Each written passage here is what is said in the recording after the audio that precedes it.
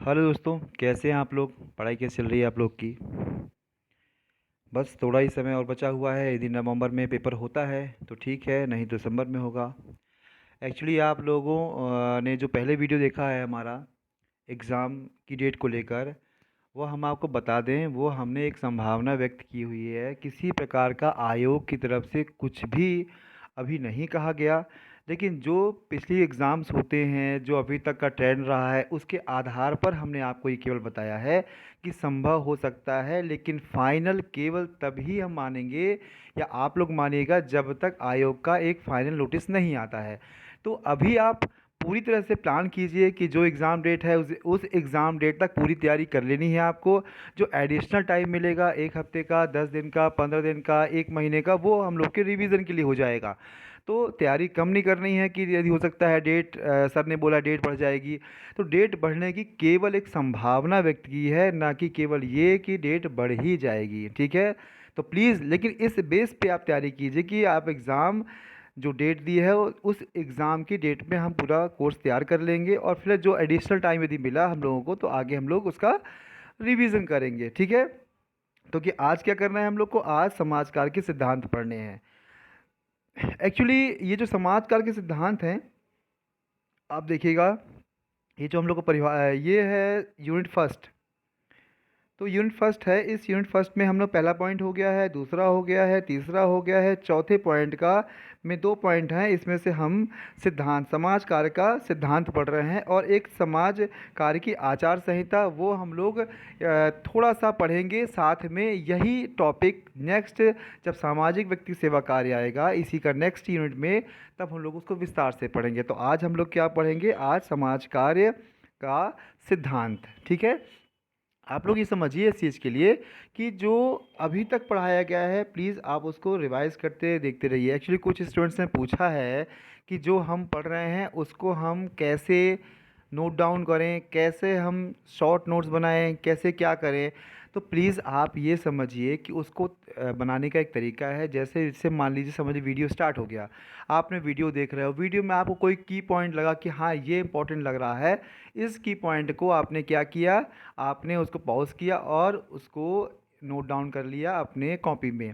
हो सकता है कोई ऐसा फैक्ट हो, कोई कोई डेट फिक्स हो, किसी भी संस्था है मान लीजिए, उस संस्था का बनने की डेट हो, या फिर ऐसा ही कोई पॉइंट जिसमें आपको ये लग रहा हो कि हाँ ये इंपॉर्टेंट है और इसको याद करने की ज़रूरत है, तो उस की पॉइंट को आप लोग प्लीज़ नोट डाउन कर लीजिए और वेरी शॉर्ट नोट बना लीजिए। हम अक्सर स्टार्टिंग से बोलते आए हैं आप लोग को कि सबसे बेस्ट नोट होते हैं आपके।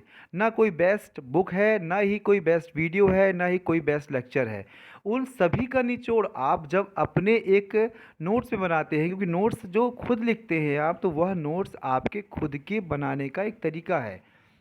और वो नोट्स जितना बेस्ट आप अपने लिए खुद के लिए बना पाएंगे, समझ पाएंगे, रिवीजन कर पाएंगे, वो किसी के बनाए हुए नोट से उतना बेहतर आप रिवीजन नहीं कर सकते हैं। तो ये समझिए, सभी नोट्स जो आप बनाएंगे वो रिवीजन करने के लिए कम समय में बेहतर तरीके से आपके लिए बहुत अच्छा होगा। तो प्लीज़ आप केवल की पॉइंट को नोट करते जाइए, उसका रिवीजन करते जाइए। कोई डेट होगा, कुछ होगा, एक पैराग्राफ है।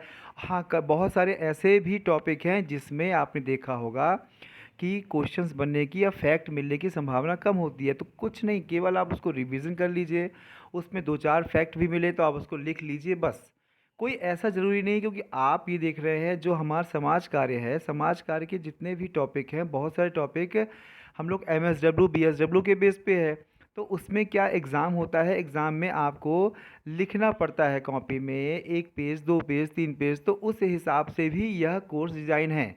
लेकिन कहाँ आपको लगता है कि MCQs बन सकते हैं, कहाँ से क्वेश्चन आ सकता है, हो सकता है कुछ कॉन्सेप्चुअल में भी क्वेश्चन आ सकें। तो प्लीज़ आप जो समझ में आए लिखिए, नोट डाउन कीजिए और उसका रिवीजन कीजिए। बहुत सारे बताया ऐसे वीडियोस हैं, टॉपिक हैं जिसमें आपको कम मैटर मिलेगा लिखने के लिए, किसी में ज़्यादा मिलेगा। तो प्लीज़ आप परेशान मत होइए कि नहीं अब इस वीडियो में हमको कम मिल रहा है, इसमें ज़्यादा मिल रहा है, इसमें 2 पेज बनाया हमने पिछली वीडियो में, इसमें आधा पेज भी नहीं हो रहा। तो डिपेंड ऑन कौन सा टॉपिक है। ठीक है। तो प्लीज़ और आगे हम प्रयास करेंगे इसके MCQs वगैरह भी करेंगे और जो भी टॉपिक होगा उस टॉपिक के इम्पोर्टेंस क्या है या क्या करना है हम लोगों को, कौन कौन से टॉपिक ज़्यादा इम्पोर्टेंट हैं एग्ज़ाम के पॉइंट ऑफ व्यू से, ये सब हम लोग प्लान करेंगे आगे के लिए। फ़िलहाल तो ये है कि कोर्स को आगे बढ़ाएं, थोड़ा सा आगे बढ़ जाए कोर्स, फिर हम लोग उसको रिवीजन करने के लिए प्रयास करें और उसमें कुछ क्वेश्चंस भी हम लोग जितने ज़्यादा बन सकें उसमें हम लोग प्रयास करें करने के लिए, रिवीजन करें। ठीक है, तो चलिए आज से स्टार्ट करते हैं हम लोग। ये कौन सा, पहली यूनिट का चौथा पॉइंट है। चौथे पॉइंट का एक सब पॉइंट है समाज कार्य का सिद्धांत। देखिए जो पहले हैं सबसे जो पहले वीडियो देख रहे हैं तो यदि उनको बता दें कि 9th यूनिट पूरी हो चुकी है। सामाजिक विधान के 11 जो टॉपिक है वो हमने वीडियोस बना लिए हैं, उसे कुछ उसके पीडीएफ भी टेलीग्राम चैनल पे हैं। प्लीज़ आप आएँ और उस पर आपको पीडीएफ चाहिए तो जो भी पीडीएफ पड़े हैं आप उसको देख सकते हैं और वीडियो को रिवीजन करने की कोशिश कर सकते हैं, देख सकते हैं, नोट डाउन कर सकते हैं, जो भी आपको उचित लगे, लेकिन प्लीज़ आप उसको करिए। और हाँ, एक बात हम और बताएं आपको कि ज़रूरी आप ये बिल्कुल मत समझिए कि हम ये कह रहे हैं कि ये हमारे वीडियोस बिल्कुल बेस्ट हैं, ऐसा कुछ नहीं। देखिए आज भी बहुत सारे ऐसे विद्वान हैं, बहुत सारे ऐसे टीचर हैं, बहुत सारी ऐसी बुक्स हैं जो बहुत बेहतर हैं। बिल्कुल हम ये नहीं कहते कि आई एम बेस्ट, लेकिन हाँ हमने प्रयास किया हुआ है। इसमें कुछ हमने ये सोचा है कि जिससे आप लोग को थोड़ा फ़ायदा मिल सके, तो प्लीज़ आप उसको फ़ायदा लीजिए। और यदि आपको कोई और बुक्स या और भी कोई चीज़ मिलता है तो आप उससे भी पढ़ सकते हैं। बिल्कुल भी रिस्ट्रिक्शन नहीं है कि नहीं आप हमारी वीडियोज़ देखिए, इस वीडियो से पूरा आएगा, क्योंकि हमने पेपर तो बनाया नहीं है। पेपर बनाया होता तो शायद हम ये भी आपको कह सकते थे। ठीक है, तो ये ऐसा है, आप जितना ज़्यादा नॉलेज लेंगे उतना ही बेहतर कर पाएंगे, क्योंकि ये माइनस मार्किंग का पेपर है और इस माइनस मार्किंग में वही क्वेश्चंस आप लोग अटेम्प्ट कर सकते हैं जो आपने पढ़े होंगे। ठीक है, तो चलिए आगे आने वाले समय में हम जो इसका फर्स्ट पार्ट है एमपीपीएससी का जीके है वो यूनिट भी स्टार्ट करने की कोशिश करेंगे। ब्रीफ में करेंगे लेकिन स्टार्ट करने की कोशिश करेंगे, जिससे ऐसे लोग जो एमपीपीएससी की तैयारी नहीं कर रहे हैं उनको भी कुछ फ़ायदा मिल सके। ठीक है, चलिए आज से स्टार्ट करते हैं हम लोग समाज कार्य के सिद्धांत।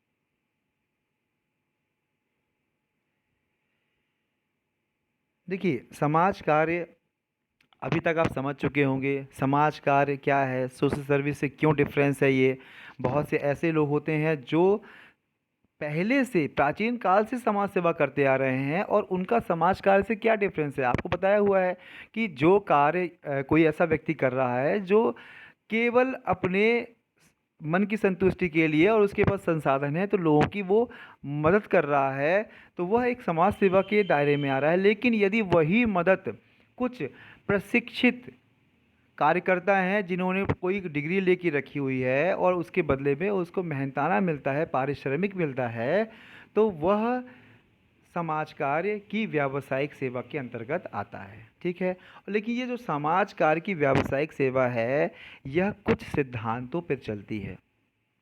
देखिए समाज कार्य में क्या होता है, एक कार्यकर्ता होता है और एक सेवार्थी होता है, और सेवार्थी भी तीन तरह से होता है, वो तो बताया है आपको। एक होता है व्यक्ति, एक होता है समूह और एक होता है समुदाय।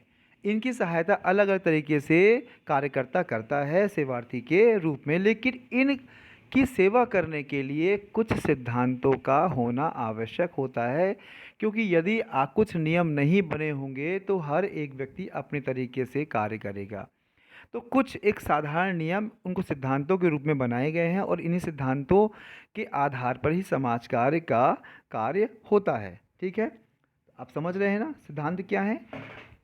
एक्चुअली ये वो चीज़ है, ये कार्य हैं, वो नियम हैं जिसके आधार पर क्या होता है, जिसके आधार पर समाज कार्य के कार्यकर्ता अपनी सेवा जो व्यक्ति होते हैं, समूह होते हैं और समुदाय होते हैं उनको प्रदान करते हैं। कैसे, जब आगे पढ़ेंगे तो आप लोग को और बेहतर समझ में आएगा। ठीक है, देखिए पहले तो हम आते हैं सीधे संचार के सिद्धांत में। संचार का सिद्धांत क्या है। एक्चुअली संचार शब्द से मतलब होता है जब हम किसी से बात करते हैं, किसी को अपनी बात कहते हैं, तो वह उस बात को आप किस प्रकार से कह रहे हैं, सामने वाला किस प्रकार से समझ रहा है, यह संचार का सिद्धांत सबसे अहम सिद्धांत होता है। इसमें क्या होता है, आपस के विचारों का आदान प्रदान ही संचार है। जब कार्यकर्ता और सेवार्थी पहली बार मिलते हैं तो ही दोनों के बीच बातचीत और विचार विमर्श की प्रक्रिया प्रारंभ हो जाती है और संचार प्रारंभ हो जाता है। यह संचार किसी भी तरह का हो सकता है, लिखित, अलिखित, मौखिक या सांकेतिक। देखिए, जब कोई कार्यकर्ता है किसी सेवार्थी के पास जाएगा या सेवार्थी किसी कार्यकर्ता के पास आएगा किसी संस्था के माध्यम से, तो क्या होगा? तो स्वाभाविक है, या तो शुरुआत में किसी सेवार्थी ने कार्यकर्ता संपर्क किया तो हो सकता है वो किसी टेलीफोन के माध्यम से संपर्क कर सकता है, हो सकता है वो लिखित रूप से संपर्क कर सकता है, पत्र के माध्यम से, हो सकता है व्यक्तिगत रूप से उस संस्था में जाकर संपर्क कर सकता है। तो आप ये समझिए कि वह संपर्क करने के तरीके अलग हो सकते हैं, लेकिन संचार तो होगा ही, माने उनमें आपस में मुलाकात होगी, आपस में बात होगी। और जब बात होगी तो आपस में जो विचारों का आदान प्रदान होगा, जो बातें होंगी, वही कहलाता है संचार। और संचार क्या होता है? कार्यकर्ता को क्या करना चाहिए कि सेवार्थी की ही बोली या भाषा का प्रयोग करे जिससे संप्रेषण आसानी से सेवार्थी तक पहुंच सके। कार्यकर्ता को प्रभावी संचार के माध्यम से सेवार्थी के मानसिक कष्टों का समाधान करना चाहिए। तो आप ये समझिए, ये जो नीचे का पैराग्राफ है वो बहुत महत्वपूर्ण क्यों है। देखिए, जैसे हम समझते हैं, आपको पता है कि आजकल इंग्लिश का बहुत महत्व है, इंग्लिश बहुत लोगों को अच्छे से आती है। और ऐसे बहुत से लोग हैं जो बड़े बड़े शहरों में रहते हैं, यहाँ इवन विदेश में रहते हैं, उनको केवल इंग्लिश आती होगी, बहुत योग्य होंगे। यदि वो समाज कार्य करना चाहते हैं या एक कार्यकर्ता के रूप में कार्य करना चाह रहे हैं, मान लीजिए वो इंडिया आते हैं, इंडिया या बड़े शहरों से छोटे गांव में आते हैं, उन गांव में रहने वाले जो सेवार्थी यदि होंगे, व्यक्ति के रूप में, समूह के रूप में, समुदाय के रूप में उनसे बात करते हैं। अब यदि बात करने वाला इंग्लिश में बात करेगा और समझने वाला हिंदी से समझेगा तो क्या होगा? कोई समझ पाएगा? वो तो बहुत योग्य व्यक्ति है, बहुत दूर से आया है, बहुत बड़े शहर से आया है, समझदार भी है, तो वह आपस में अपनी बात को कैसे कह पाएगा? नहीं कह पाएगा ना। और कह भी पाएगा तो क्या सामने वाला समझ पाएगा? नहीं समझ पाएगा। तो इस जो सिद्धांत का सीधा सा मतलब है, पहली बात तो एक कार्यकर्ता सेवार्थी से बात करे और प्रभावी रूप से बात करे, लेकिन उस प्रभावी रूप से बात करने का क्या तरीका है? वो तरीका ये है कि जब वो बात करेगा तो बात करने पर ऐसी भाषा का, ऐसे शब्दों का प्रयोग होना चाहिए जो सेवार्थी आसानी से समझ सके, जान सके और महसूस कर सके वो सामने वाला क्या बोल रहा है। और यही होता है प्रभावी संचार। ठीक है। तो इसे आप मान लीजिए, आप इंडिया कोई व्यक्ति है, नॉर्थ इंडिया का है, उसको हिंदी बस आती है, उसको साउथ में भेज दिया जाए। साउथ में भेज दिया जाए तो क्या होगा? वहाँ पर यदि गांव में कुछ काम करना है, यदि ग्रामीण विकास के कुछ मुद्दे में काम करना है तो गांव में जाएगा। वो गांव में जाएगा तो क्या होगी? बात करेगा, वो बात करेगा, लेकिन जब हिंदी से बात करेगा, वहाँ कोई तमिल बोलने वाला है, मलयालम बोलने वाला है, तो वो आपस में बात कैसे कर पाएंगे? करेंगे, लेकिन एक दूसरे को समझ ही नहीं पाएंगे। ना उसकी समस्या समझ पाएगा कार्यकर्ता, ना ही सेवार्थी अपनी समस्या को एक्सप्रेस कर पाएगा, बता पाएगा। तो ओवरऑल इस सिद्धांत का केवल एक ये निचोड़ है कि जो कार्यकर्ता है वो प्रभावी संचार के माध्यम से सेवार्थी के बातों को, सेवार्थी के समस्याओं को समझ सके। और ये प्रभावी संचार तभी संभव है जब वह विचारों का आदान प्रदान बेहतर तरीके से कर भी सकें, एक दूसरे से समझ भी सकें और अपनी बात को एक्सप्रेस कर सकें। ठीक है, यही है संचार का सिद्धांत। समझ में आ गया आप लोग? प्लीज़, समझ में नहीं आए तो आप कमेंट्स कीजिएगा ज़रूर से। हालांकि हमें लगता है समझ में आ ही गया होगा। अब देखिए, दूसरा पॉइंट है, क्या है? व्यक्तिकरण का सिद्धांत। तो ये क्या है? इसका तात्पर्य है कि सेवार्थी के विशिष्ट गुणों को ज्ञात करना और सिद्धांतों एवं प्रणालियों के प्रयोग द्वारा प्रत्येक सेवार्थी की अलग अलग तरीके से सहायता करना जिससे वह अच्छी तरह समायोजित हो सके। प्रत्येक व्यक्ति को यह अधिकार है कि वह अपनी रुचि के अनुसार विकास करे। देखिए, ये क्या है? व्यक्तिकरण का सिद्धांत। व्यक्तिकरण का सिद्धांत क्या है? इंडिविजुअल, मतलब कहीं भी वह जो कोई व्यक्ति है जिसकी सहायता करने आप जा रहे हो, वो स्वाभाविक है, हर एक व्यक्ति में कोई ना कोई गुण होगा, कोई कोई ऐसी बातें होंगी जो दूसरे पे नहीं होंगी। तो जो जो कार्यकर्ता है वो वहाँ जाएगा और जाने पर क्या करेगा, उनसे बात करेगा और उनकी क्षमताओं को समझने की कोशिश करेगा। और उन क्षमताओं के आधार पर ही हो सकता है वो ऐसी कोई क्षमता हो जिससे उस व्यक्ति का विकास बेहतर हो सके। जैसे सिंपल सा आप लोग एग्जाम्पल लीजिए, जैसे बहुत सारे ऐसे बच्चे होते हैं जो अपने माँ बाप के दबाव में आते हैं कि माँ बाप बोलते हैं नहीं नहीं इसे इंजीनियर बनाना है, इसे डॉक्टर बनाना है। वो बच्चा एक्चुअली क्या है, करना क्या चाहता है, उससे बिल्कुल नहीं पूछा जाता। तो क्या है, उसमें हो सकता है वो बहुत अच्छा गायक हो सकता हो बहुत अच्छा कोई इंस्ट्रूमेंट बजाता हो सकता है कोई और अन्य खूबी हो उसमें। लेकिन घर वाले बोलते नहीं इंजीनियर डॉक्टर बनना है, तो वो बेचारा मानसिक रूप से परेशान है। ऐसे में यदि काउंसलिंग ले रहा है, कोई कार्यकर्ता के पास जा रहा है और काउंसलिंग हो रही है एक सेवार्थी की तरह तरह में, तो उस कंडीशन में क्या है, वह कार्यकर्ता का ये दायित्व है कि वह समझे कि वास्तव में इस बच्चे के पास और क्या टैलेंट है, और क्या करना चाहता है, ये वास्तव में करना क्या चाहता है, इसके मन में क्या है और किस प्रकार से इसका बेहतरीकरण किया जा सकता है। ठीक है, मतलब उसकी खूबियों को पता लगाएगा कार्यकर्ता कि वास्तव में इस, क्योंकि हर एक व्यक्ति में विशिष्ट गुण होता है, कुछ ना कुछ खूबी तो होगी। कोई खेलने में अच्छा होगा, कुछ गाने में अच्छे होंगे, कुछ बजाने में अच्छे होंगे, कुछ अन्य कामों में अच्छे हो सकते हैं। तो इसका मतलब ये कि हो सकता है ऐसा कुछ हो। तो उस कार्यकर्ता काम है कि उस व्यक्ति के पास जाए, उसकी क्षमताओं का विकास करे, और जो विकास करे उसकी जो अंदर की क्षमता जिसे उसे भी शायद ना पता हो, विकास करे और उसकी सहायता करने की कोशिश ऐसे करे जिससे वह अपने पैरों पे स्वयं खड़ा हो सके। कार्यकर्ता को यह स्वीकार करना होगा कि प्रत्येक व्यक्ति में कुछ ऐसी योग्यता होनी चाहिए जो दूसरे में नहीं पाई जाती। मतलब सीधा सा है, यही लाइन को आप बेहतर सभी समझ चुके हैं कि कार्यकर्ता क्या है। उनको ऐसा एहसास होना चाहिए कहीं ना कहीं कि जिससे ये पता चले कि हाँ, हर एक व्यक्ति में कोई ना कोई गुण है। यदि आप ये सोच के कार्यकर्ता जाएगा तो बेहतर तरीके से सोशल वर्क कर पाएगा। लेकिन सोच के जाएगा नहीं मेरे से बेस्ट कुछ नहीं है, सब ऐसे ही हैं, यदि उसने ये सोचा तो सच में उस व्यक्ति के विशिष्ट गुणों का पता लगाना मुश्किल है। ठीक है, क्लियर हुआ आप लोग को? ये सेकेंड वाला सिद्धांत है। पहला कौन सा था, संचार का, दूसरा कौन सा है, व्यक्तिकरण का सिद्धांत। इसमें ऑब्जेक्टिव कैसे बन सकते हैं, क्वेश्चन पूछ सकता है कि भाई 4 सिद्धांत दे देंगे ये, जिसमें से एक सिद्धांत नहीं रहेगा, 7 में से 3 रहेगा। आपको ये पता होना चाहिए कि इन तीनों में 3 तो है लेकिन एक नहीं है, उसको आप टिक कर सकते हैं। हो सकता हो एक सही कर दे, बाकी 3 गलत कर दे, या जैसा भी है वो क्वेश्चन बनाने वाले के ऊपर है। लेकिन मोस्टली आपको पढ़ लोगे तो समझ में आ जाएगा। ठीक है, नेक्स्ट पढ़ते हैं हम लोग। स्वीकृति का सिद्धांत। इसका अर्थ यह है कि सेवार्थी जिस स्थिति में है उसे उसी स्थिति में स्वीकार किया जाए और उसकी वर्तमान स्थिति के अनुसार उसके साथ उससे व्यवहार किया जाए। उसके संबंध में कोई राय जो बनाई जाए, कार्यकर्ता और सेवार्थी दोनों को एक दूसरे की स्वीकृति प्रदान करनी चाहिए। देखिए सी, एक कार्यकर्ता पहले से यदि मन में कुछ सोच के जाएगा कि मैं यदि गरीब बस्ती में जा रहा हूँ तो गरीब लोग ऐसे होते ही हैं, पढ़े लिखे नहीं होते या उनको आगे बढ़ने की इच्छा नहीं होती, यदि वो पहले से ही इस प्रकार के विचार लेके जाएगा तो सेवार्थी की मदद कैसे कर पाएगा।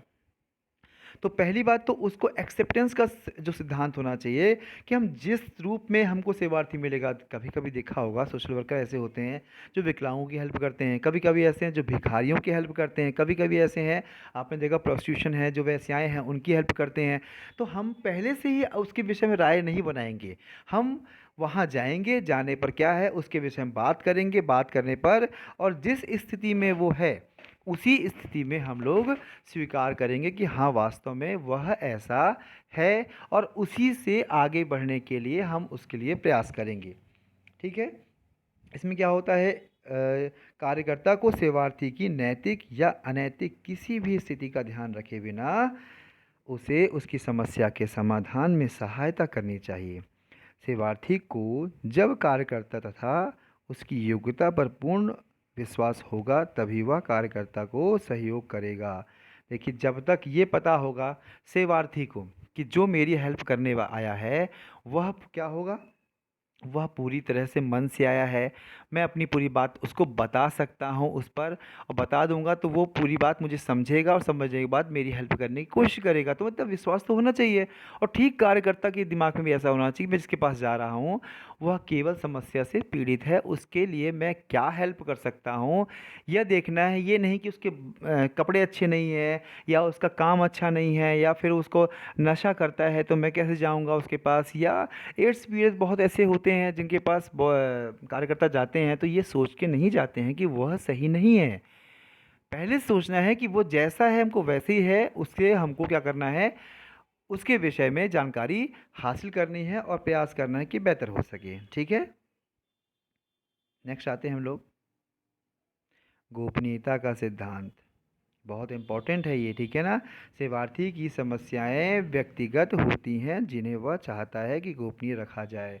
ये सबसे बड़ा इम्पोर्टेंट पॉइंट इसलिए है कि आपने देखा होगा बहुत सारे एड्स ऐसे रोगी होते हैं, जैसे आपने बहुत एड्स रोगी हो गए, बहुत सारी ऐसी बच्चियां महिलाएं हो गई जो रेप पीड़ित होती हैं, उनका नाम बाहर नहीं आने दिया जाता।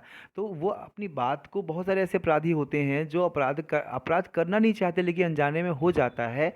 तो इस कंडीशन में यह गोपनीयता का सिद्धांत यह बताता है कि कार्यकर्ता को सेवार्थी के जो विषय में किसी भी प्रकार की ऐसी जानकारी जो बाहर नहीं आ सके, ऐसी जानकारी वह बाहर किसी में फैलाए नहीं। यह सेवार्थी को विश्वास होना चाहिए कि हम जो बता रहे हैं, अपना नाम बता रहे हैं, अपने काम बता रहे हैं, जो हमने पहले घटना की है या हमारे साथ घटना घटित हुई है, वह यह केवल कार्यकर्ता तक सीमित रहेगी, वो कहीं बाहर नहीं जाएगी। देखो, यदि ऐसा होगा तभी सेवार्थी अपनी पूरी बात कह पाएगा, और सेवार्थी तभी अपनी बात कह पाएगा जब उसको लगेगा ना कि हाँ, ये सामने वाला बहुत विश्वसनीय है और हम इसको समझ सकते हैं। तो क्या है, गोपनीयता का सिद्धांत बहुत महत्वपूर्ण है।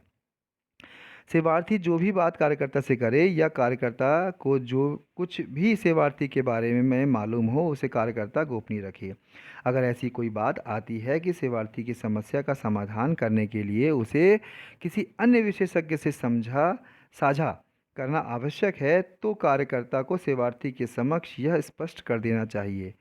मतलब यदि कोई उसको लगता है कि देखिए आज तो हम कार्यकर्ता के रूप में आए हैं, उसको बताया जाए कि देखिए ये संस्था है, संस्था के मान लीजिए कोई प्रमुख हो गए या कोई पुलिस के अधिकारी हो गए जिसके पास हम अपनी बात रखना चाहते हैं, तो वो सेवार्थी को यह बता दे कि यह बात हम उसके पास रखेंगे तभी हम आपकी सहायता कर पाएंगे, और उस स्थिति में वह सेवार्थी भी सहमति प्रदान करे कि हाँ ठीक है, ऐसा होना चाहिए, आप कर सकते हैं। तो वह गोपनीयता का सिद्धांत कायम रहेगा। यदि सेवार्थी गोपनीयता के प्रति आश्वस्त नहीं होगा तो अपनी बात रखने में भी संकोच करेगा। यही बात बताई हमने आपको ना। बहुत सारे कैसे काम होते हैं, बहुत सारे ऐसे अपराध होते हैं या जिसमें सेवार्थी अपनी बात को नहीं कह पाता है, और जब कह नहीं पाता है तो क्या होता है, वो गोपनीयता केवल इसलिए नहीं कह पाता है कि ऐसा डाउट हो कि कहीं ऐसा तो नहीं, मैं बता दूं और ये बात फैल जाए। ठीक है, ये बहुत इंपॉर्टेंट है। नेक्स्ट है आत्मनिर्णय का सिद्धांत। इसे समाज कार्य का प्रमुख सिद्धांत माना जाता है। इस बात पर जोर देता है कि किसी भी व्यक्ति को अपने लिए सबसे उपयुक्त का चयन करने का अधिकार है। सेवार्थी को समस्या समाधान के प्रत्येक चरण में से उसे आत्मनिर्णय का पूरा अधिकार होता है। इस संदर्भ में कार्यकर्ता को सेवार्थी की सहायता करनी चाहिए जिससे सेवार्थी उचित निर्णय ले सके, इससे सेवार्थी के आत्मसम्मान एवं आत्मविश्वास में बढ़ोतरी होती है। आत्मनिर्णय मतलब होता है आपका सेल्फ का डिसीजन, खुद अंदर से वह क्या सोचता है, डिसीजन क्या लेता है, क्या करना चाहता है। कार्यकर्ता तो बताएगा, बहुत सारे विकल्प हो सकता है, लेकिन फाइनली क्या होगा, सेवार्थी का यह डिसीजन होगा कि वह इन सभी विकल्पों में से क्या चुनना चाहता है। और यदि वो चुनेगा तो ही वह उसे विश्वास आएगा कि हाँ, मैंने चुना है और ये काम मैं बेहतर तरीके से कर सकता हूँ जो मैंने कार्यकर्ता को बताए हुए हैं। तो वह आत्मनिर्णय का सिद्धांत भी बहुत महत्वपूर्ण होता है। ठीक है, समझ में आ गया आप लोग को? प्लीज़ समझ में नहीं आया तो ज़रूर आप कमेंट्स कीजिएगा जो टॉपिक आपको समझ में नहीं आया। और हाँ, जो आप लोग व्हाट्सअप करते हैं, जो आप लोग टेलीग्राम मैसेज करते हैं, देखिए कभी कभार हम आपको रिप्लाई नहीं कर पाए, प्रयास करते हैं कि हम सबका रिप्लाई करें आपका, लेकिन समय ना होने के कारण या इतने मैसेजेस होने के कारण हम सबका रिप्लाई नहीं कर सकते हैं। तो प्लीज़ आप उसको ये मत समझें कि आप का हम व्हाट्सअप देख नहीं रहे हैं या रिप्लाई नहीं कर पाए। हम प्रयास करते हैं देख लें, और यदि मौका मिलता है तो उसको हम यूट्यूब के माध्यम से सबको, क्योंकि बहुत सारे प्रश्न ऐसे होते हैं जो बहुत लोगों ने पूछे होते हैं, तो उसका कॉमन तरीका ये है कि हम यूट्यूब में आएँ और उसको सब कुछ बता दें। तो आप प्लीज़ ये मत सोचिएगा कि व्हाट्सएप पे देखा या मैसेज किया, हम आपको रिप्लाई नहीं कर पा रहे, तो कोई सबको रिप्लाई करना मुश्किल है। प्रयास करते हैं हम रिप्लाई करने का, लेकिन चूँकि कंटेंट भी बनाना होता है, टाइम नहीं रहता है, बहुत चीज़ें भी हैं, इस कारण से हम समय थोड़ी कम मिलता है। ठीक है, नेक्स्ट आते हैं हम लोग नियंत्रित संवेगात्मक संबंध का सिद्धांत। ये बहुत इंपॉर्टेंट है, सुनिए ध्यान से। इसके अंतर्गत इस बात की सावधानी रखी जाती है कि कार्यकर्ता को सेवार्थी को देखकर उससे व्यक्तिगत या भावात्मक लगाव नहीं रखना चाहिए, क्योंकि कार्यकर्ता एक व्यावसायिक व्यक्ति है, इसलिए उसे व्यावसायिक प्रक्रिया का पालन संबंध स्थापन के दौरान करना चाहिए। यहाँ कार्यकर्ता को वस्तुनिष्ठ होने की आवश्यकता रहती है। सेवार्थी की समस्या के संदर्भ में व्यक्तिगत निर्णय नहीं लेना चाहिए। मतलब कहने का इस जो मतलब है इसका कि नियंत्रित संवेगात्मक मतलब आप कहीं गए, मान लीजिए बहुत गरीब है वो, उसके पास आप गए, आपका मन कर रहा है कि हम एक काम करें, इसकी हेल्प करें, तो आपने क्या किया, आप व्यावसायिक रूप से गए हैं, तो आपके पास जो भी संस्था होगी, उस संस्था हो सकता है आप व्यक्तिगत रूप से आप उसकी हेल्प करना चाह रहे हो, लेकिन आपके वो संसाधन नहीं हो, ठीक है, तो आप बिल्कुल भी एक व्यावसायिक रूप से आपको समझना है और उसके प्रयास पूरा उसकी हेल्प करने का पूरा प्रयास करना है, और जो संस्था के नियम होंगे या बुरे अन्य नियम होंगे, उन नियमों के आधार पर आपको कार्य करने की कोशिश करना है, अपने भावों को कंट्रोल में करना है। ये भी बहुत महत्वपूर्ण सिद्धांत है, क्योंकि इसमें अधिक सहानुभूति कार्यकर्ता के आत्म निर्णय और स्वतंत्रता में हस्तक्षेप कर सकती है। मतलब ज़्यादा आप उससे लगाव करेंगे तो वह कहीं ना कहीं आपसे डिपेंड हो सकता है, और डिपेंड तो आप करने नहीं आए हैं, आप उसको खुद में डिपेंड होने आए हैं। मतलब वो अपने पैरों में उसको खड़ा करने आए हैं, जिससे यदि वो आप पे डिपेंड होगा, आपकी हर बात मानेगा या आपसे हर बार बार सलाह लेगा, तो क्या होगा, इससे वह खुद डिपेंड नहीं रह पाएगा, वो कहीं ना कहीं आप पर या संस्था पर डिपेंड रहेगा। तो उसको क्या करना है, उसे खुद पे डिपेंड करना है, उसके पैरों पे खड़ा करना है। तो इस बात को अपने संवेगों क्या करना है, कंट्रोल करना है। कार्यकर्ता को परानुभूति का उपयोग करते हुए अपने भावनाओं और संवेगों का नियंत्रण रखना चाहिए तथा व्यावसायिक प्रतिबद्धता का प्रदर्शन करना चाहिए। सेवार्थी की भावनाओं को व्यावसायिक संवेदनशीलता के आधार पर समझकर व्यावसायिक ज्ञान और उद्देश्य के आधार पर उसका उत्तर देना देना चाहिए। मतलब आपको किसी भी प्रकार का व्यक्तिगत आंसर आपको नहीं देना है निर्णय के आधार पर। आपको क्या देना है, आपको आपने जो भी प्रोफेशनल सीखा है, जो भी तरीका सीखा है, जो मानवीय रूप से, सामाजिक रूप से, आर्थिक रूप से या संस्था के जो सिद्धांत हैं, उन्हीं के आधार पर आपको सामने वाले सेवार्थी की हेल्प करने की कोशिश करना है, उनको आश्वासन देना है, उनकी सहायता करनी है, ना कि व्यक्तिगत रूप से बनाए गए नियमों के आधार पर। मतलब कुल मिलाकर इस सिद्धांत का मतलब ये है कि आपको अपने संवेगों को, अपने भावों को क्या कंट्रोल करना है। कंट्रोल करेंगे तभी आप बेहतर कार्य कर पाएंगे। ठीक है, और ये है आपका अंतिम सिद्धांत। 7 सिद्धांत हैं इसमें, ठीक है। हालांकि बहुत लोगों ने अलग सिद्धांत भी बताए हैं, कुछ लोगों ने ज़्यादा बताए हैं, कुछ लोगों ने कम, लेकिन मोस्टली जो 7 टॉप के सिद्धांत हैं वो हमने आपको बता दिए। अनिर्णयात्मक मनोवृत्ति का सिद्धांत, इसके तहत कार्यकर्ता के द्वारा सेवार्थी या उसकी समस्या को देखकर कोई भी निर्णय तुरंत नहीं लेना चाहिए, बल्कि तब तक कोई किसी नतीजे तब तक नहीं पहुंचना चाहिए जब तक कि सेवार्थी की समस्या का सही ढंग से अध्ययन और निदान न कर लिया जाए। यह सिद्धांत कार्यकर्ता को सेवार्थी के बारे में कोई भी अतार्किक या अवैज्ञानिक निर्णय लेने से रोकता है।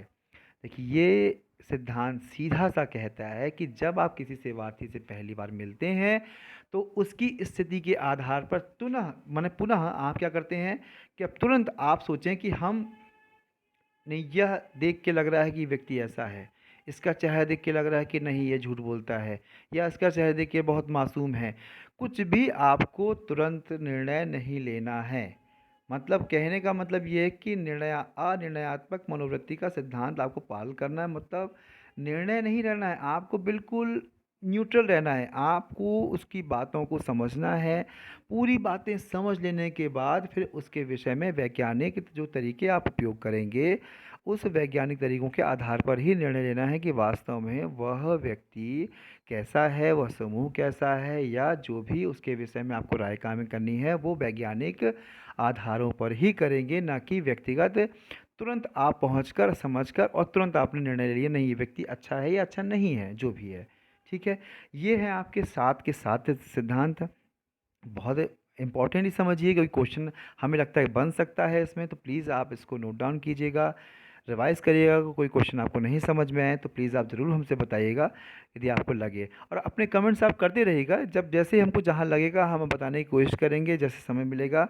इसका मतलब कतई नहीं है कि हमको मैसेज नहीं देख पाते या आपके जो व्हाट्सएप का जो मैसेज है वो नहीं देख पाते, देखते हैं। समय थोड़ा सा ना मिलने के कारण हम उतना ज़्यादा मतलब रिप्लाई नहीं कर पाते हैं। तो प्लीज़ आप लेकिन कमेंट्स ज़रूर कीजिएगा, जिससे ये समझ में आए कि आप लोग कितना समझ में आ रहा है और आगे के लिए आपको क्या आपकी योजना है। ठीक है, और हाँ, जब आप लोग चाहो तो ये व्हाट्सअप नंबर है, ये व्हाट्सअप नंबर में आप लोग कर सकते हैं। ये ग्रुप है, ग्रुप भी ज्वाइन कर सकते हैं। तो प्लीज़ आप पढ़िए और इसके जो बचे हुए पार्ट का प्रयास करेंगे कि हम आज ही इसका नेक्स्ट पार्ट भी ले आएँ, जिससे ये टॉपिक पूरा कंप्लीट हो जाए। और फिर हम 2 दिन के अंदर प्रयास कर रहे हैं कि बाकी ये फर्स्ट यूनिट आपकी पूरी हो जाए। थोड़ा सा स्पीड कम हो रही है कहीं न कहीं, लेकिन चूँकि टॉपिक ऐसे हमने चूज़ किए हुए हैं जिसमें समय ज़्यादा लग रहा है, और जो बाकी कुछ टॉपिक ऐसे हैं, यूनिट्स ऐसी हैं जिसमें समय बहुत कम लगेगा आपको और जल्दी हो जाएंगी। तो हमारा प्रयास पूरा है कि हम जल्दी से ये कंप्लीट कर दें और आपको किसी प्रकार की दिक्कत ना हो, हर चीज़ समझ में आए। और यदि कुछ नहीं समझ में आए तो प्लीज़ आप हम लोग को बताइएगा, तो उसके लिए अलग से हम एक वीडियो बनाएंगे। ठीक है, ओके, थैंक यू।